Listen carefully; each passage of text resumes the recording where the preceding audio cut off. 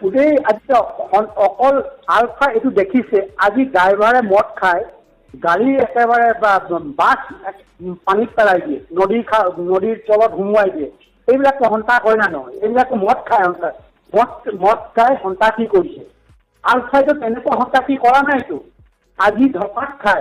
খাই কিমান মানুহ যুৱক যুৱতী মৃত্যুমুখত পৰিছে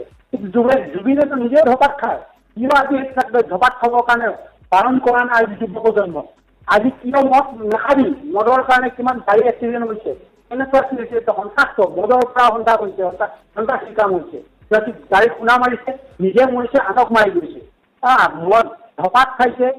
গোটেই এটা পৰিয়াল শেষ কৰি দিছে এনেকুৱাবিলাক কৰিছে আজি দুৰ্ভাগ্যবশতঃ দুই এজন ক'ৰবাত হয়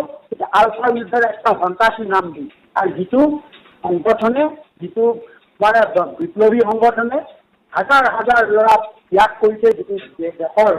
কি কয় হেৰুৱা স্বাধীনতাৰ কাৰণে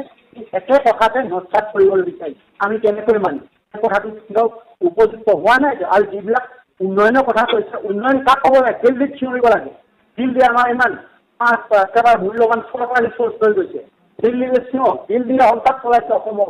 শোষণ কৰিছে এই যেতিয়ালৈকে দিল্লীয়ে শোষণ কৰি থাকিব বা সন্ত্ৰাস চলাই থাকিব তেতিয়ালৈকে এইবিলাক আমাৰ এই এটা দুটা ক'ৰবাত ভুল হ'ব পাৰে কিন্তু আমি সংগ্ৰামটো আমাৰ চলিয়ে থাকিব সংগ্ৰামটো জুবিনৰ কথাত ইয়াত ভুল হ'ব নোৱাৰে জুবিনতকৈ উদ্ধৰ ডাঙৰ ডাঙৰ শিল্পীয়ে এই সহজ সংগ্ৰামৰ কাৰণে আমাৰ সমৰ্থন জনাই গৈছে তাৰ এটা উদাহৰণ ভূপেন দাৰ ই নশ সমানো হ'ব নোৱাৰে জুবিন ভূপেন দাৰ নশ সমানো হ'ব নোৱাৰে আৰু অন্যান্য বহু শিল্পী আছে এটা কথা ইমান ভাবে নিজকে ইউটিউব এটা তাৰ গানত যিমান দৰ্শক আছে তাৰ শ্ৰোতা আছে তাৰ অন্যান্য নিউজ ফলৰ এটা গানতে 2 মিলিয়নলৈকে হৈছে আছে জুবিনৰ এটা কোনোবা জুবিন যদি ইমানেই কি হয় গায়ক হয় তেতিয়াহ'লে তাৰ কোনটো তাৰ গানত 2 মিলিয়ন তাৰ ভিউৱাৰ আছে এই কথাটোৰ পৰা সহজে অনুমান সি জোৰ কৰি নিজে এটা অভিভাৱক হ'ব বিচাৰে অসমৰ এইটো কেতিয়াও হ'ব নোৱাৰে এটা সংগঠনৰ বিৰুদ্ধত সি অকলে কেতিয়াও থিয় দিব নোৱাৰে আৰু যিসকলে তাৰ পক্ষ থাকে সেইসকল যুৱক সেইসকলে গোটেই অসমৰ বুৰঞ্জী নাজানে অসমৰ ইতিহাস নজনা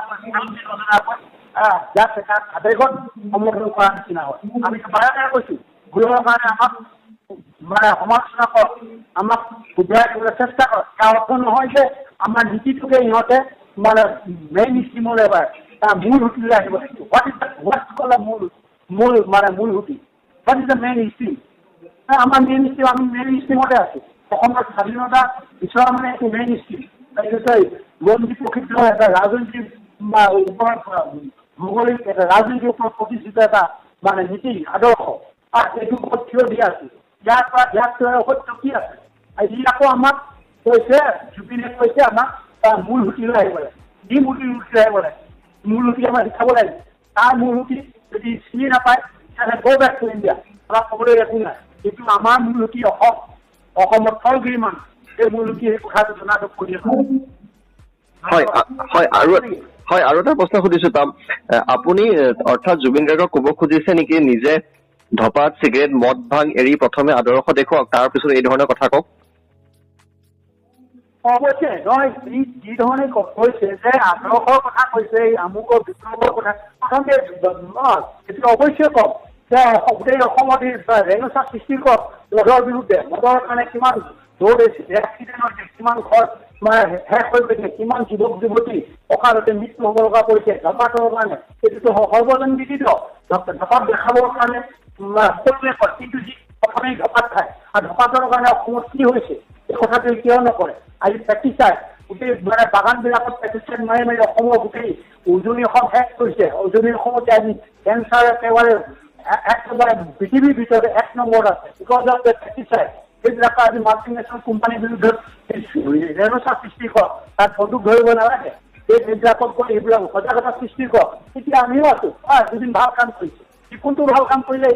ক'ৰবাত দুটা গছ পুলি ৰুলে এইটো ভাল কাম হয় নেকি এইবিলাক নিজে ধপাত খাব কিমান নতুন প্ৰজন্ম শেষ কৰিছে মদ খোৱাৰ কাৰণে তেওঁ উৎসাহিত কৰিছে সেইটোতে সি শেষ কৰক সেইটো বিপদ সৃষ্টি হয় তেতিয়া অসমৰ মানুহে ল'ব এইটো এটা ভাল পদক্ষেপ লৈছে। কোনটো ভাল পদক্ষেপ? মই ষ্টেজত উঠিব মদ খাই আছো, এইটো ভালৰ বাদ নেকি? মদ খাই উঠি ষ্টেজত মানে উঠি আকৌ ল'ৰা বাকী যুৱ সমাজৰ মদ খাই গাড়ী চলাবলৈ ক'ব, তাৰপিছত এক্সিডেণ্ট হ'ব। এইবিলাক এবাৰ সন্ত্ৰাসী কাম এইবিলাকে সন্ত্ৰাসী কাম।